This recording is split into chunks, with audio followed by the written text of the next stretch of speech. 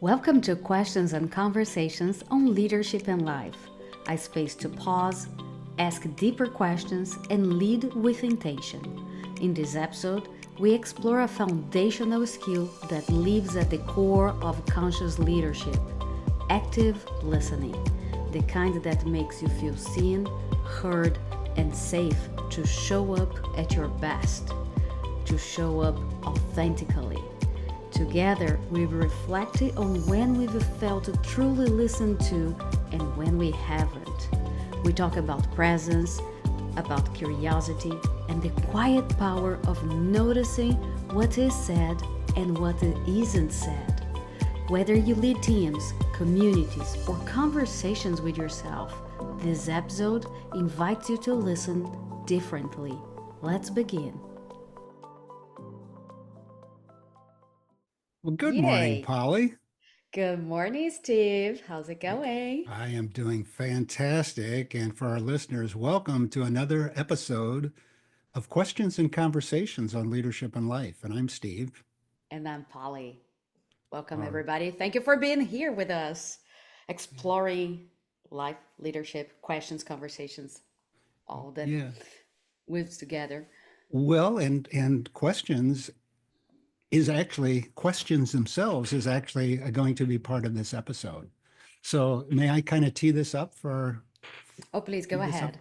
So we'll start by just remembering that when Polly and I talk about conscious leadership, um, those two words can mean, if there's 30 people in the room, can mean 30 different things. But we define that, and our community defines that as conscious is being aware. And so, what are we aware of? We're aware of influence, our ability to influence both ourselves with how we prepare and show up, and also our ability to influence others in the room. Mm-hmm. So that's conscious leadership. And today, uh, we're going to explore this idea of being aware of our ability to actively listen. Are we actively? What? Excuse me? Sorry, couldn't help. Well, of course, of course. But that was good. So actively listening, we're going to give you a definition of that. Is that it's really a Stephen Covey from his book Seven Habits of Highly Effective People. Is active listening is listening with the intent to understand, not the intention of responding. So in other words, we stay in the conversation. We're not thinking of our response and disengaging from actively listening to Polly, but we stay involved with the intent to truly understand her. So Disengaging we from thought, our ego. yeah, we thought what we would do is we're going to invite you into a question. And Polly, I'll share the question and then you can reshape the question if it might better serve our audience. But we were thinking as we prepared this morning along the lines of, when have you lived, experienced, or been in a room where either yourself or many of the participants or all of the participants were truly actively listening to each other with the intent to understand, not to respond? When have you seen that at its best? And what did that look like? And what stood out to you? And on the other side of that is, when have you lived, felt, or experienced a room or a gathering or even a conversation where clearly it could even be you, or it could have been something you witnessed. You were listening, or the participants were listening to respond and just coming across the table at each other, or it just wasn't a coherent conversation, and It means there it didn't was really result in anything. absence. Yeah, The absence. absence. When have you, I Yeah. love that word. Yeah. When have you been in a Abs- room or a conversation that was absent of active listening? mm-hmm. Mm. So that's our question. And why don't you just repeat that before we send them, into the 3 to 4 minutes to breakout? Let's just re-summarize that. Why don't I ask you how you would rephrase what you and I just kind of built together? So, yes, what I am understanding here, the first question is, when have you lived, When have you experienced? Have you seen? Because maybe it was not you, but you were observing. Even from movies, we can see some of this happenings, sitcoms, series. Uh, Listening, active listening at its best. So, Okay. what was it like? What did it look like? What did it sound like? And Okay. were there some words which prompted you to realize that was an active listening? Words are questions too. Words are questions that came up. Or and even body language, Body language. Great. the body language. So words, questions. How could you see it? What was it like? Okay. What And did the it look second like? half? Yes, the second one, when none of this was there, so there was an absence of active listening.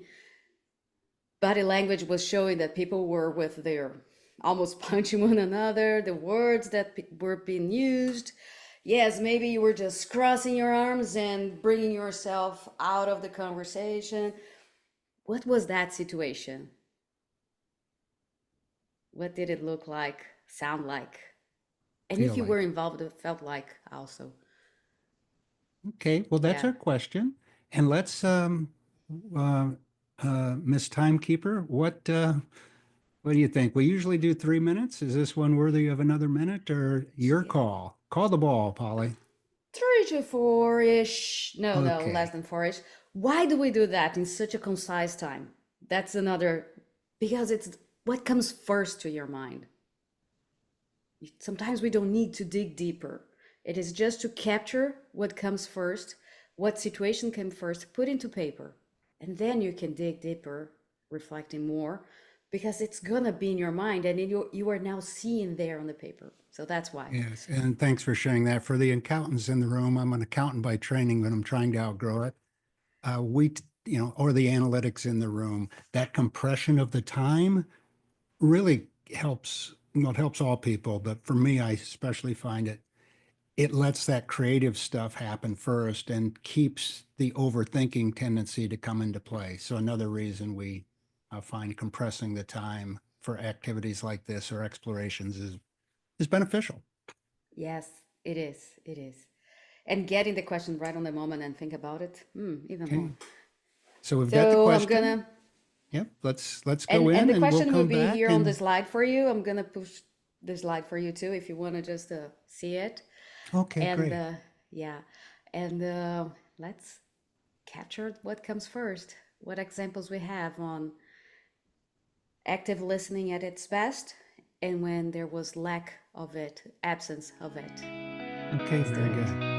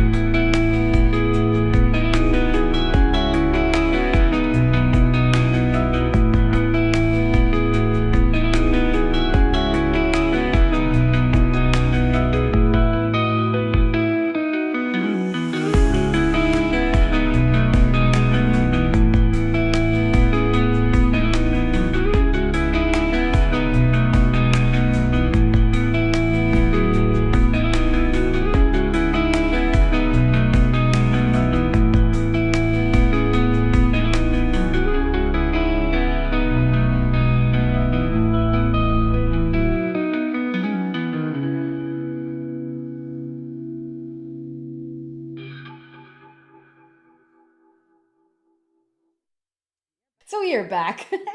We are back. We are back. And so, Polly, we kind of reflected on what it feels, looks, sounds like part of the question, and then maybe an aha moment. So I can share first, and then I'd love to hear from you. Is that okay? Absolutely, please. Okay. So the things that I came up with or thought of for feels was the room's engaged or the participants are engaged, and to the extent it arises, they are navigating through collaborative intention towards a common purpose. So they're navigating that and embracing it. In terms of looks, the body language, which we spoke of, they're leaning in. And the other thing I wrote down is, and they're creating space and it's not rushed. There's Oh, space, the way the time they set aside for the meeting. Uh, if it was going to be a difficult conversation, they didn't try to jam in what should take 20 minutes into an 8-minute walk down the hallway. So there's this space, wide open spaces, if you want to hum that tune. Um, and then what does it sound like? I wrote down it's a flowing dialogue because a discussion rhymes with percussion, which has the tendency to mean the conversation's banging off of each other. But I've been told the root of the word dialogue means to weave in and out. So a dialogue, weaving in and out of thoughts, comments, feelings. So it's a flowing dialogue. Um, and then the last thing I put down for what it sounds like is there's a conscious effort. There's that conscious word again, to invite many or all voices into the room.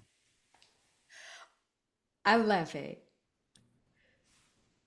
We are in tune. We are in sync because Okay. with different words, Okay. Well, I'm gonna I'm gonna read it here, and then we can even make comments on what we thought. But instead of making a comment right now on yours, let me.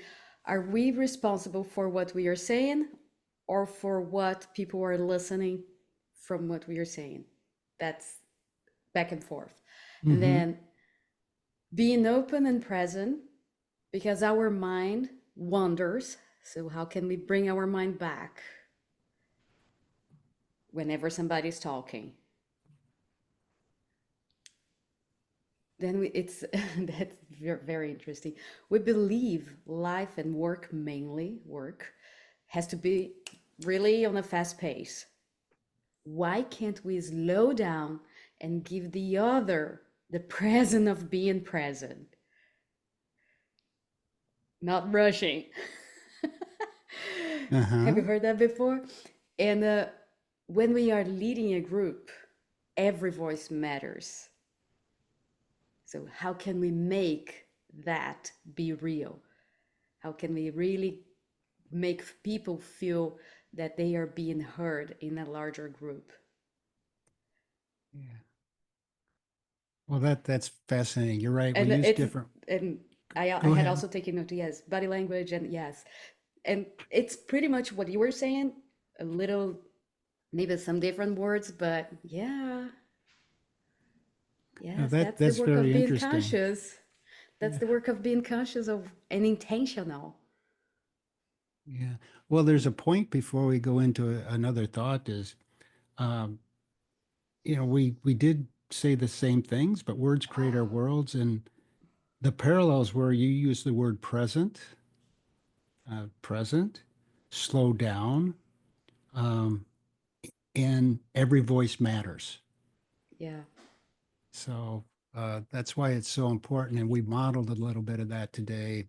Is the importance of defining the definition of words and the meaning of things, especially if you're not familiar with the audience. The example I had in my coaching call, I think this will be pertinent to that, just how important it is to define the meaning of things.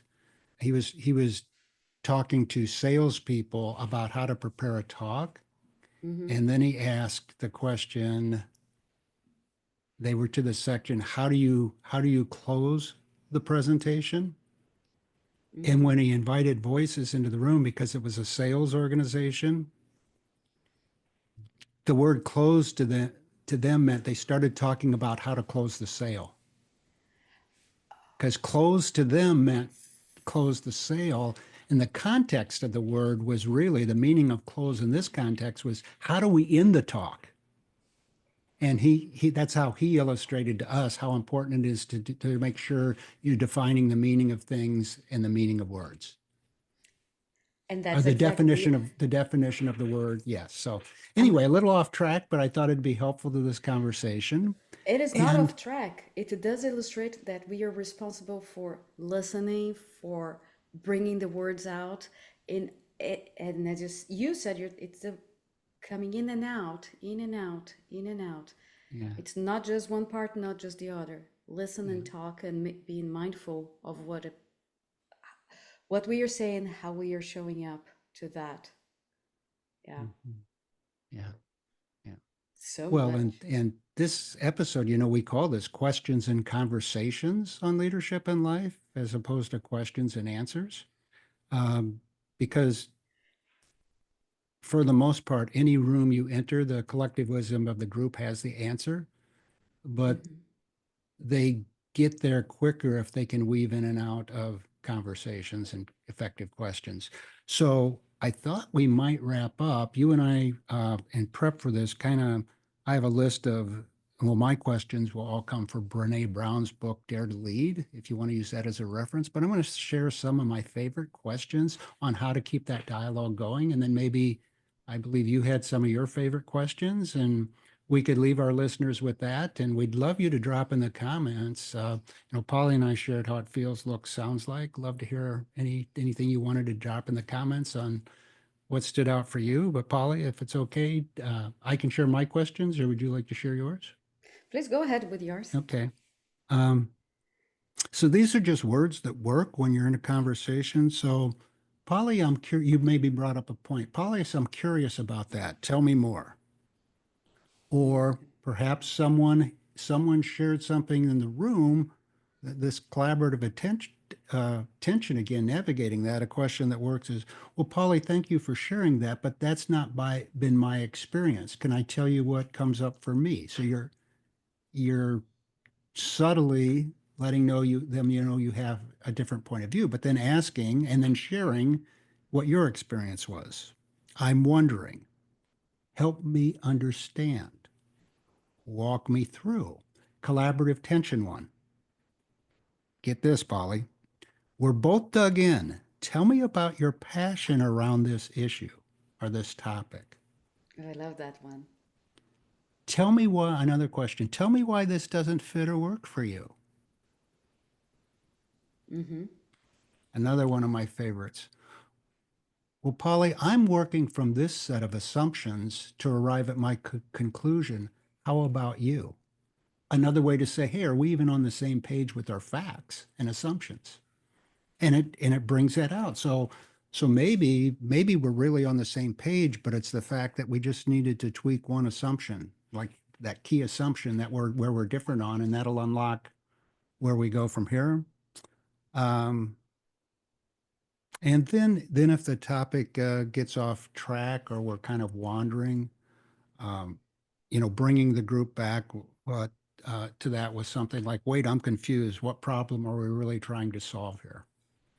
So those all came from the book, Brene Brown, Dare to Lead, and I Dear, mean, when I read that book, these have been written down since I read that book because I just thought they were well before I was into questions and conversations on leadership and life with Polly and Steve. So those are my questions I wanted to share. How about you? What are some of your yeah, go-to questions to keep the conversation engaged and flowing? sometimes at work, but sometimes in life, when we are with friends or family, we find moments in which, okay, what am I doing here? And I say it's a practice because I have trying like to practice the practice more often. And there is this friend of mine.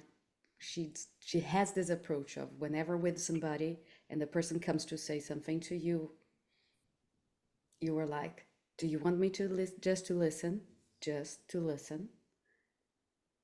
Would you like me to ask questions on the matter, or do you want my perspective on it? And offering these options You were already showing that you were open. And keep yourself open, because as we said right in the beginning, listen to understand, not to respond. Yeah, I really appreciate that, Polly, because what Polly just modeled is she is letting that person help you choose who you need to be in this moment. A listener, a questioner, help them refrain or provide some perspective. So that you can show up uh, as who that person needs you to be in this moment when it matters most. Exactly. And I really that's quite a appreciate that. practice. That's quite a practice. And we can bring in all the questions that we were talking about here whenever. But it really is. When you are listening, you are listening. And the person that is in front of you is the most important person in that moment. So give that person the present of being present. And they're worthy of your full attention. Exactly. Exactly. Well, Exactly. Well, well, let's keep on this has practicing. been a great exploration, and Polly and I both believe, and our teachers believe, and our exchange community believes that our world changes as soon as the question is asked, even before the answer appears. So I have really enjoyed this exploration of active listening today. And we hope that this discussion, your reflection, and then perhaps the questions we introduced at the end will help you uh, be more effective as a Exactly. listener. That's so good. And if you have any other questions for us to use also in our toolkit, share them with us. Well, Thank you this for has been being another here. episode of Questions and Conversations on Leadership and Life. And I'm Steve. And I'm Polly. And And make it a great Steve, day. I Okay. love it because I've been borrowing Okay. those Very good. words. Make it a Okay. great day. I love it. Thank you so much, Okay. Steve. Bye, Polly. Have a great day. Make it a great day. Bye bye. I will. Bye. What a gift it is to be in a space where listening is mutual, where attention becomes connection. As you step back into your day, we also invite you to reflect. When was the last time you felt truly listened to? And when did you offer that level of presence to someone else? If this episode offered insight or sparked something for you, let us know. Comment, review, or send us a message. Remember to subscribe so you don't miss what's next. And share this conversation with someone who is also learning to listen. Until next time, keep leading and listening with intention and curiosity.